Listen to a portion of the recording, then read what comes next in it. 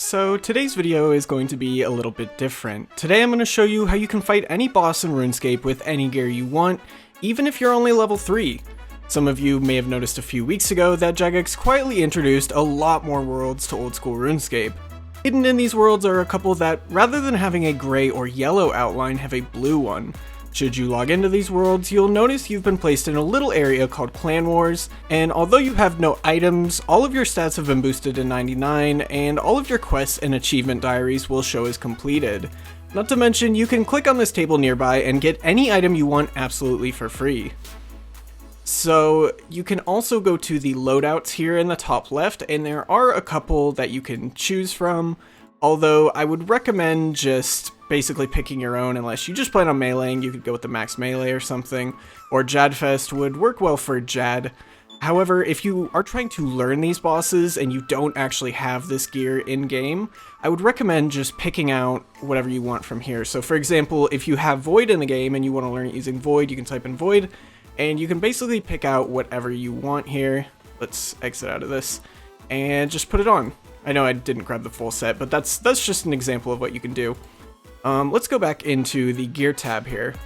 So a lot of bosses actually will require you to pay a fee if you die.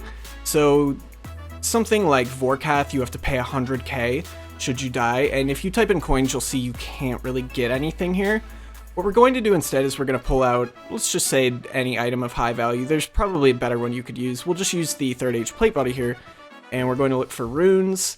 And I believe it's fire runes and nature runes is what we're going to need here. And what this will allow us to do is we should be able to alch this item here and turn it right into coins. For some reason I can't press escape. It looks like that's not set up. Anyway, that's besides the point. So we have high alch available right here. We can just click on that and alch the 3rd age plate body. It'll say it's really high value. Do you want to do it? And we'll proceed with it. And if we go back to our inventory, you'll see we have 120k. So there are probably items in here that would work better than a 3rd age plate body. I don't exactly know which ones you could use, but on screen now, I'll probably list a couple. So moving on from that, now that we have our coins, we can basically pick out our gear for what we want to fight. So let's say we're going to fight Vorkath. You could just go to the loadouts here, and the Jadfest one would probably work fine. You just want to replace this with the Salva amulet. But I'm going to customize the layout, and I'll be back once I do that. So now I'm more or less geared up to fight Vorkath. I'm going to be using max gear. However, I would highly recommend just fighting him in something like Void if you don't already know how to fight him. This isn't going to be a full guide how to fight Vorkath. If you really want to learn how he works and everything like that, I would recommend just looking up a tutorial on how to fight Vorkath.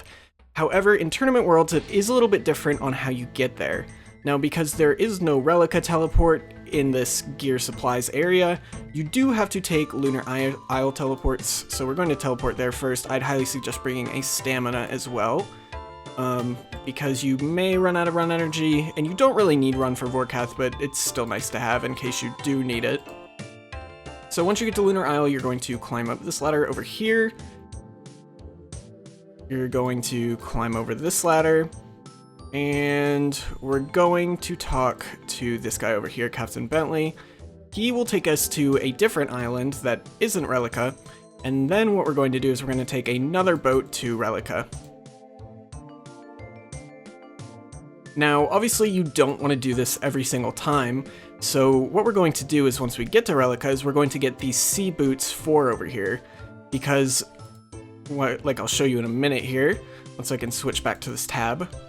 Because it is a tournament world, you do have I don't know why I'm not clicking, you do have every single achievement diary completed, so you can claim any of the diary rewards that you want. One of those rewards is the Relica Sea Boots 4, or Fremenic Sea Boots 4, that allow you to teleport to Relica, basically right in front of where you would go to Vorkath at really any time you want. It's unlimited teleports. So once you're actually here, you can actually drop these Lunar Isle teleports. It's going to tell you they're valuable, but go ahead and drop them. That's actually almost 30 mil right there. Basically, what you want to do now is talk to Thoradin, and you can ask for some more boots. I don't think he's going to give me them since I already have them. Actually, he does. So he does give me 2 pairs. We're just going to drop that because we don't really need it. And instead of running back to Relica, we can right-click our boots and press teleport. So in theory, should you die, you will lose these, so you will need to use the whole Lunar Isle teleport method again, because there isn't any Relica teleport tabs, sadly. What you want to do now is you want to talk to Thorfinn, who's the guy with the spear. There's another guy under him that's fishing. That's not who you want to talk to. And if you are to die here, what you can do is you can right-click him and press collect, and he'll either tell you I don't have anything for you, assuming you haven't died, or you've already collected all your items, and if you have 100k, you can basically reclaim them.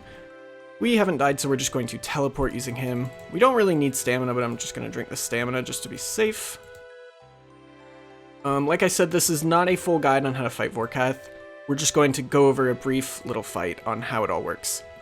Something else I forgot to mention is even if you are an experienced player, using something like this can be very useful because of the fact that something like Wook's walking, for anyone that knows what that is, it is very difficult to basically learn in-game, and you're going to die a lot, losing potentially millions of GP to reclaim your stuff from Thorfinn. So what a lot of people will do is they'll just go on this world and learn how to Wook's walk very easily because, you know, it's all free. All their gear is there and they don't have to worry about losing any money.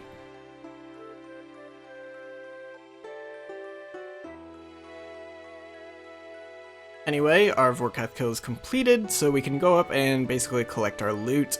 Now, I'm assuming most of you know by now that tournament worlds do not work like normal worlds. You cannot take this loot back with you to the normal game. So this is once again basically just for practice. But as you may have noticed during that fight, I was right-clicking a lot. It was just generally a mess, having to switch back to prayers and stuff like that. That is because on these tournament worlds, your keybinds, should you choose to use them, are not actually set up. Let me find them in the menu. I forget where they are. I believe they're in controls over here. So like shift click isn't on. I turned that on before the video. Things like your key bindings are not where they should be. Escape closes current interface is not on either. I had to turn that on manually. I just forgot to set up the keybinds. So I would highly recommend setting up your keybinds before beginning a fight. Anyway, now you should have the basic idea of how these tournament worlds work. You can basically use this to fight any boss you want. Vorkath was just an example. Zulrah is a little bit easier to get to because there are Zulrah teleports in the Clan Wars area. You can basically fight any boss you want on these worlds except for doing the Inferno. So you can practice Jad, you can practice raids, you can do raids 2. So let's say, you know, you already know raids 1 and you want to start learning raids 2, you can basically learn raids 2 on a tournament world. Although nothing transfers back to the normal game, that's not really what we're worried about here. We're more worried about if we can learn the boss and trying to lose basically as little money as possible while learning it. And in this case, you're going to lose 0. Anyway, I know today's video was a little bit different than usual, but hopefully you enjoyed it and hopefully you learned something, and I will see you in the next one.